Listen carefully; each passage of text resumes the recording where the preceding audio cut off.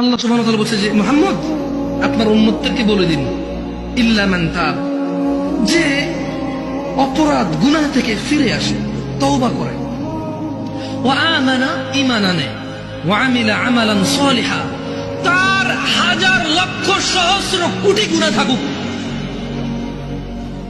তার গুনাহ আসমানের মেঘমালা পর্যন্ত পৌঁছে যাক, এই পুরো জমিন তার একজনের গুনায় পরিপূর্ণ হয়ে যাক, ওই মহিলার গুনাহ জমিন পূর্ণ হয়ে যাক, ওই পুরুষের গুনাহ জমিন পূর্ণ হয়ে যাক।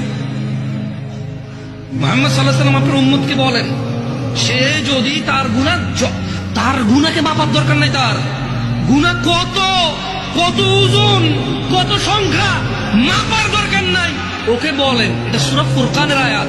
আমি কোন হাদিস বলছি না যে আপনি জাল বলবেন, দঈফ বলবেন, মুনকার বলবেন, মওযু বলবেন, তর্ক বিতর্ক শুরু করে দেবেন। এটা কোরআনুল কারীমের আয়াত, এর অনুবাদ করছি।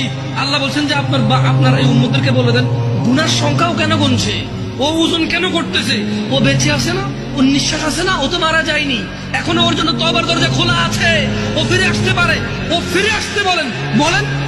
ও বলুক আল্লাহ যা করেছি পরিষ্কার করবো, তাহলে তওবা করছে, কি করছে, তওবা। এবার বলতেছি আল্লাহ তাকে বলেন ওয়া আমানা, ঈমান আনতে বলেন, ওয়া আমিলা আমালান সালিহা, ভালো কাজ করতে বলেন, এবং তাকে বলেন আমি আল্লাহ ফাউলাইকা ইউবাদদিলুল্লাহু সাইয়্যাতিহিম হাসানাত, তাকে বলেন তার পূর্বের সমস্ত গুনাহ আমি নেকিতে পরিবর্তন করব। ওয়া কানা আল্লাহু গফুরুর রহিমা, কারণ আল্লাহ অতীব দয়ালু ও ক্ষমাশীল।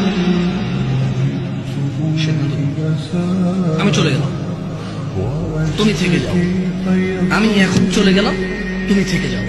তোমার পূর্বের গুনাহ 20 বছর, 50 বছর, 30 বছর, 60 বছর, 70 বছর, কত বছর তুমি জানো। তোমার রব বলেছে ফিরে আসো, যে যে যে যে যে যে গুনাহ ফিরে আসো, এগুলো আর করা যাবে না।